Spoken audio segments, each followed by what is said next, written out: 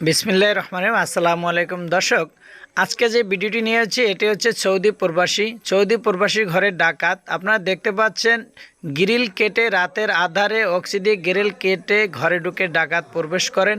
এটি হচ্ছে মোহাম্মদ মধু তালুকদার, সৌদি প্রবাসী, তার ঘর। এটি হচ্ছে মোলগঞ্জ থানা তথা চরহোগলাবুনিয়া গ্রাম, দক্ষিণ চরহোগলাবুনিয়া, বরিশাল এবং বাগেরহাটের বর্ডার সংলগ্নেই তার বাড়িটি।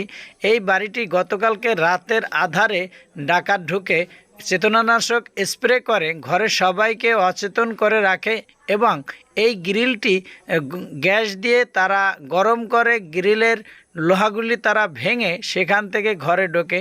অতি সহজেই ডাকাত ঢুকতে পারে, কারণ যে ঘরে পাড়াতন না থাকার কারণে ডাকাত ঢুকতে খুবই সহজ হয়। ঘরটি যদিও পাকাপোক্ত ছিল, তারপরও ডাকাতরা সেই ঘরে ঢুকেই পড়েন। এখানেই শুয়েছিলেন মধু তালুকদারের দুই কন্যা সন্তান এবং তার স্ত্রী। ঠিক তার মাথার উপরেই কিন্তু আপনারা দেখতে পাচ্ছেন গ্রিল কেটেছে এবং এখানে গ্যাস দিয়ে আগুন জ্বালিয়ে তারা ডাকাত ঢুকছে। গ্যাস দিয়ে গ্রিলকে ভেঙে তারা টের পায়নি, কারণ তাদেরকে চেতনানাশক স্প্রে করা হয়েছিল।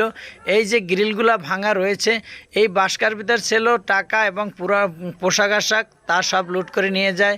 এবং একটা ছিল আলমারি, এখানে কাগজপত্র সহ বিভিন্ন সরঞ্জাম ছিল, সব কিছু ভেঙে লুটপাট করে নিয়ে যায়। নগদ, ক্যাশ, হ্যান্ডফোন সহ আনুষঙ্গিক আরও অনেক কিছু, চেইন, আংটি, আরও অনেক কিছুই নিয়ে যায়।